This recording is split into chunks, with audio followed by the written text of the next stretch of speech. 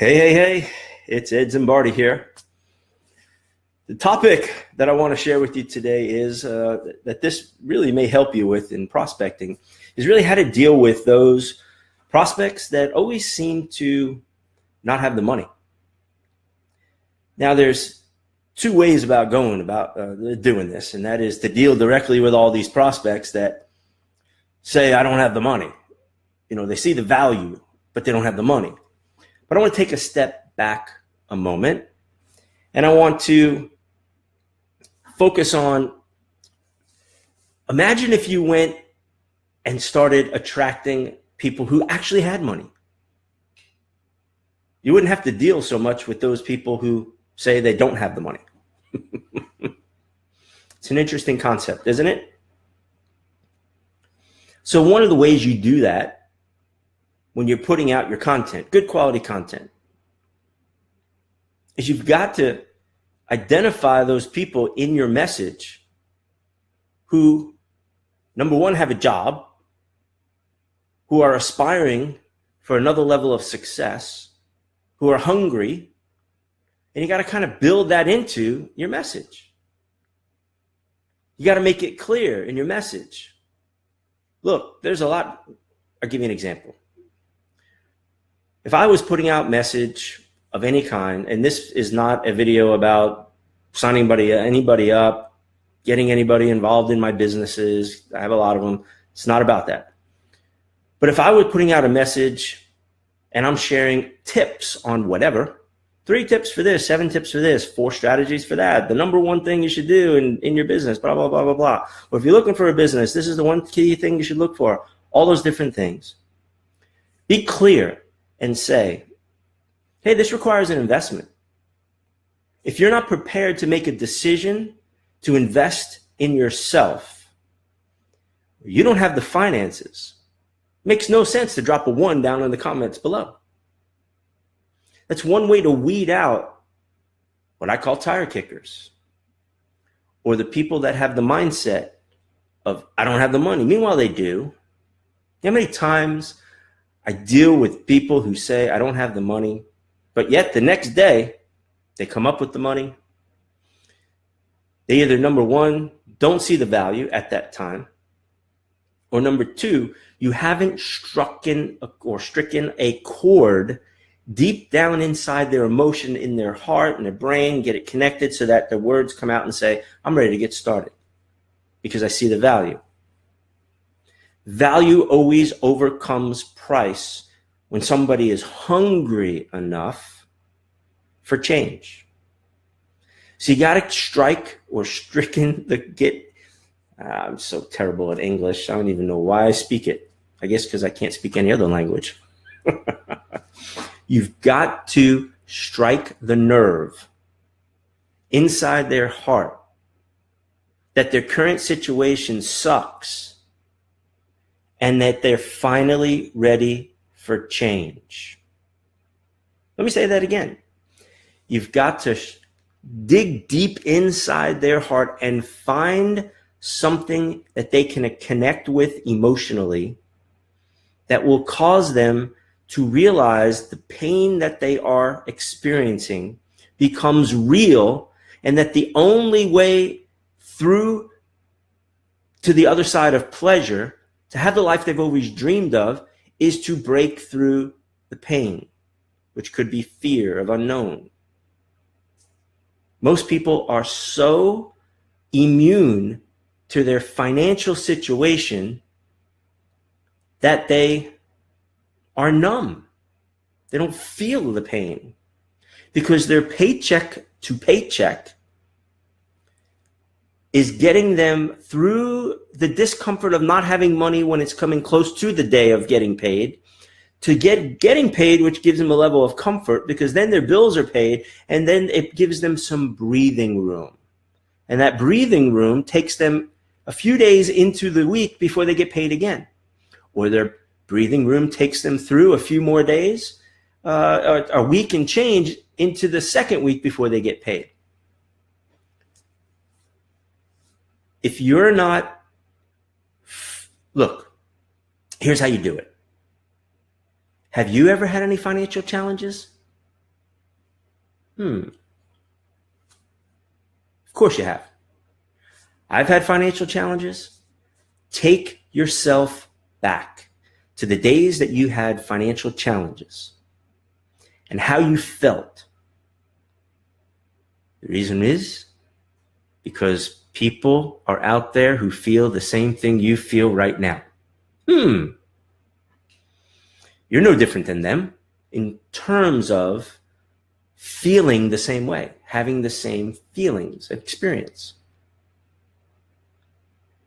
So tell a story about yourself going through those financial challenges and what you did to break through it.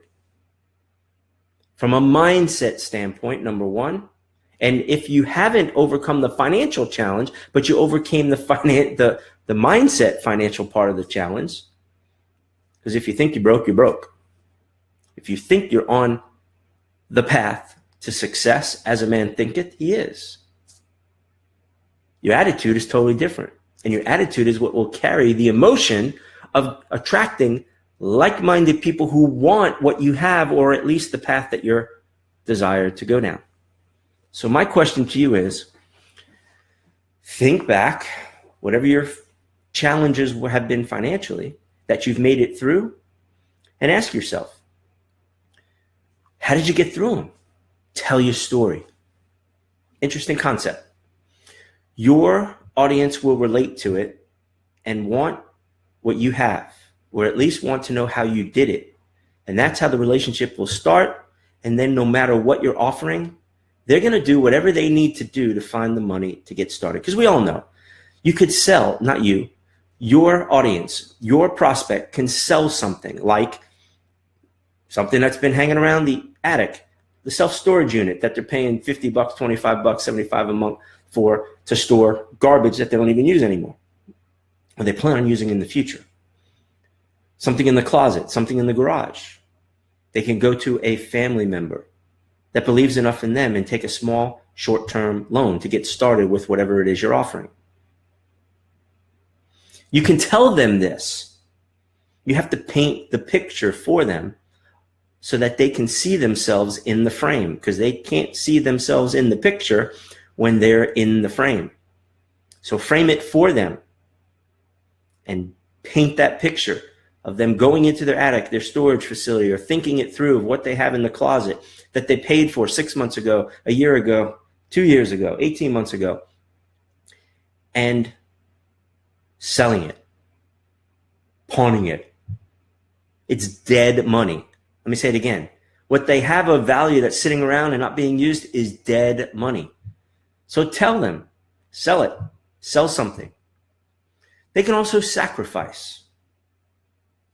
Instead of going and getting Starbucks coffee, I know this is not Starbucks coffee, or any coffee in general, I don't want to call out Starbucks, but whatever gourmet coffee they're spending ridiculous amounts of money on each and every day, they could easily sacrifice for a period of time and budget it and save up some money.